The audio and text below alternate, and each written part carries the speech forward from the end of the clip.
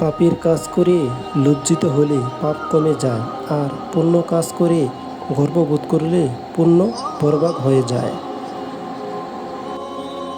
সময় ও সম্পদ এমন দুইটি জিনিস যা মানুষের ইচ্ছাধীন নয়। সময় মানুষকে বাধ্য করে, আর সম্পদ অহংকারী করে তোলে। অসৎ লোক কাউকে সৎ মনে করে না, সকলকেই সে নিজের মতো ভাবে। যা তুমি নিজে করো না বা করতে পারো না, তা অন্যকে উপদেশ দিও না। যে নিজের মর্যাদা বুঝে না, অন্যেও তার মর্যাদা দেয় না।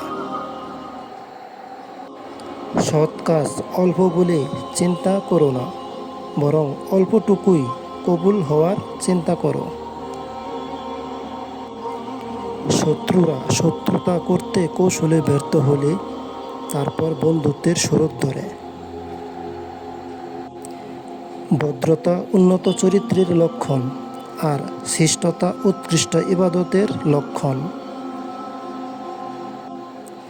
মনে রেখো, তোমার শত্রুর শত্রু তোমার বন্ধু, আর তোমার শত্রুর বন্ধু তোমার শত্রু।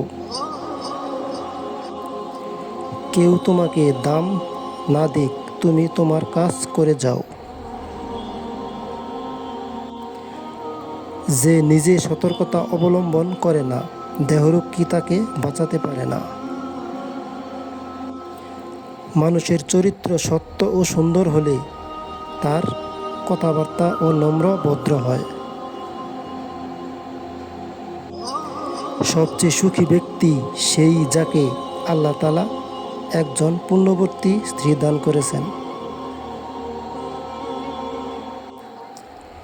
যেসব পাপ কাজ তোমরা গোপনে করে থাকো, সেগুলোকে ভয় করো, কেননা যেসব পাপের সাক্ষী বিচারক স্বয়ং নিজেই। জ্ঞানীর মতো সম্পদ আর নেই, অজ্ঞতার মতন দরিদ্র আর নেই।